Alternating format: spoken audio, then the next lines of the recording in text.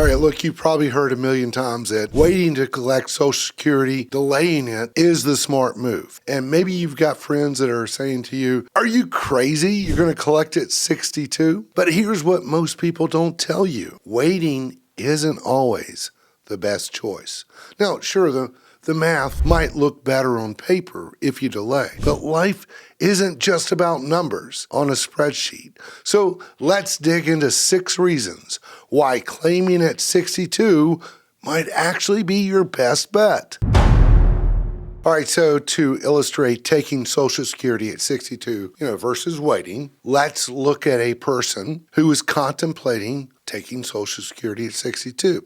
Let's say his full retirement age benefit at age 67 would be $2,500. Now, by taking his benefit at age 62, he would have a reduced benefit of 30%, or in this case, $1,750. If he waited until age 70 to collect, then he would get 24% more than his full retirement benefit, or $3,100. All right, so we got that math. $2,500 at full retirement age, $1,750 at age 62. If he waited, $3,100 at age 70. Now, this does not count for the cost of living adjustments, but this is going to give you an idea. Okay, so let's plug these numbers into a Social Security calculator and see what that looks like. All right, let's go to the financial planning software. So what we have here, optimal Social Security strategy. These are these break-even calculators. So we're going to compare if this person took as early as possible versus waiting to age 70. And quite frankly, it lays it out. The break-even point between the as early as possible Social Security filing strategy and age 70 for this person was age 78. So at age 62 to age 70, he's collecting all those years for 8 years around $240,000. And if he would have waited and collected to age 70, he starts behind the 8 ball, but at age 78, that's where that break-even point is. And all that means is if you waited to age 78 for this person, sometimes it's a little different, but if you waited to age 78, beyond that point, that's when you're collecting more than if you would have collected at age 62. And in this example, the planning time horizon is age 92. So if we stretched it out all the way to age 92, let's do this. If he would have waited, or she, this example, if he would have waited to age 70, lived to age 92, then if he would have collected or started at age 62, he would have collected $482,000 less than waiting to age 70. Now, that's a break-even analysis, that's a calculation, and on paper, it seems like you should wait until age 70, but it's not asking about your health. It's not asking about your investments or what you actually need the money for. It's a machine. It's a calculator. It's not considering how withdrawing from your portfolio early to delay Social Security could impact your long-term wealth, or how unexpected life events like health issues or job loss, how that could change everything. It's just treating Social Security like a simple math problem, when in reality, it's just one piece of a much bigger financial puzzle. So that's why today we're going beyond that break-even chart, that break-even calculator, and we're going to look at 6 real reasons why collecting Social Security at 62 might actually be the smartest move for you. So let's dive in. But hey, before we do, if this is your first time here, my name is Keith Wilson. I'm a financial advisor helping folks just like you navigate their way through retirement. And you may want to subscribe to the channel, give this video a thumbs up. I would really appreciate it. Look, I post a lot of content about Social Security and retirement planning. Okay, the first reason you may want to take Social Security early is really the easy one, which is you simply need to. So let's say you retire at 62 for whatever reason. Maybe it's due to health, but here you are. Here you are at 62, you're retired, and you need the money. It's about ensuring you can actually live comfortably today. Perhaps you don't have a large enough nest egg to carry you to full retirement age or beyond. So if delaying Social Security means you have to rack up credit card debt, take out high-interest loans, or drain your savings just to cover basic expenses, then all these fancy break-even charts and retirement projections goes right out the window. The financial perfect scenario only works if you can afford to wait.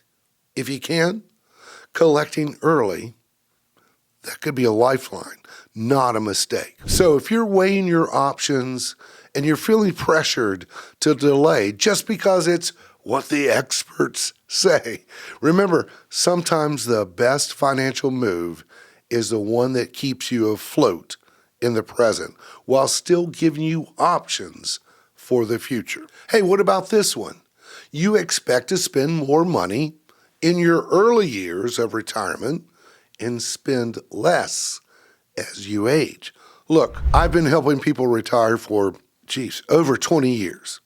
I've seen the phases that people go through in retirement. You may have heard of the go-go years, the slow-go years, and the no-go years. So in my experience, people spend more during the first 7 to 10 years of retirement than when they are in their 70s. Tends to slow down a bit. And by the time they reach their 80s, it really slows down. And the fun money spending, that essentially stops. But it's replaced with more healthcare costs than anything else. So if the break-even point is 78, like I showed you before, that's when those slow-go years are really in effect and you're heading into the no-go years. So by taking Social Security early, it allows for more money that you can enjoy in those early years. Okay, the next reason to consider taking Social Security early is your health. So let's talk about the elephant in the room, which is life expectancy. Remember, the break-even point I showed you earlier in that example was around 78. But here's something that might surprise you. Even though the average U.S. life expectancy is around 78, and that's about age 75 for males and age 81 for females, that number is misleading. If you've already made it to your 60s, you're likely to live well into your 80s or 90s and beyond. However, if you've got serious health concerns or your family tree suggests a shorter lifespan, grabbing those benefits at 62, it may make sense. After all, those are your benefits. You should be around to enjoy them. All right, next, here's something the delay at all costs crowd often overlooks: your investment portfolio. Every month you wait to claim Social Security is another month you're pulling extra money from your investments. Look, during a market downturn, that could mean selling investments at the worst possible time.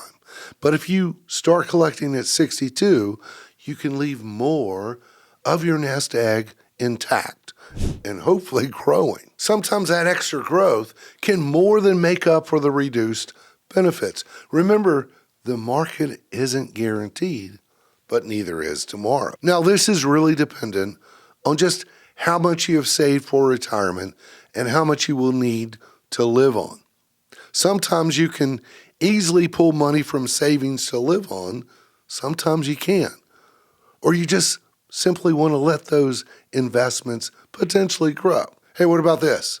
What if you got a significant age gap with your spouse? And this one's crucial. And it's something most people, they don't think about when deciding when to claim Social Security. Here's the deal. When one spouse passes away, the surviving spouse keeps the larger of the two benefits, while the smaller benefit, it disappears. So if you're the younger spouse and you decide to wait until 70 to claim your own benefit, you might never actually see the reward of waiting if you end up switching to a survivor benefit anyway. So let's say your spouse is significantly older and already collecting their Social Security. If they pass away before you ever claim your own benefit, you'll simply inherit their benefit instead. And that means all those years you spent delaying your own checks wasted. You could have been collecting for years, building up financial security and giving yourself more flexibility. The reality is, in cases where there's a big age gap or one spouse has a shorter life expectancy, waiting often makes no sense at all. You're just leaving money on the table. Now, here's a point of view that often gets overlooked. Claiming Social Security at 62 isn't just about your own check. It could also unlock additional benefits for your family. Let's say you have kids under 18. They may be eligible for dependent benefits, but here's the catch. They can't receive those benefits until you start collecting on your own. And that means delaying your Social Security not only affects your income, but it could also mean missing out on thousands of dollars in family benefits that are only available for a limited time. The same applies to spousal benefits. Your spouse can't claim their benefit based on your record until you've filed for your own Social Security. In households where one spouse had little to no work history or earned significantly less, this could mean delaying crucial extra income that could help cover daily expenses. Now, I get it. For most people, this won't apply, but when it does, it's a total game changer. The additional family benefits could far outweigh the advantage of waiting for a larger personal check at 67 or 70. Now, if you're in a situation where you have younger kids at home or a spouse who could benefit from claiming earlier, waiting could mean leaving a significant amount, a lot of money on the table. So choosing when to claim Social Security is huge. We're talking potentially tens of thousands of dollars on the line. But don't let anyone tell you there's only one right answer. Your situation is unique. Whatever your reason, the key is making this decision is based on your life, not some generic advice. So remember this, it isn't just about Social Security. It's about how everything in your retirement plan works together. Your investments, your taxes, your health, your family situation, it all matters. Take the time to consider how Social Security fits into your bigger picture. And don't let anyone shame you into thinking there's only one right to do this. Hey, look, I hope this was helpful, And don't forget to subscribe to the channel. And also, if we need to talk, check out the resources below. If you like what you're seeing so far, check out this next video. Subscribe to the channel. Lord willing, we'll see you next time.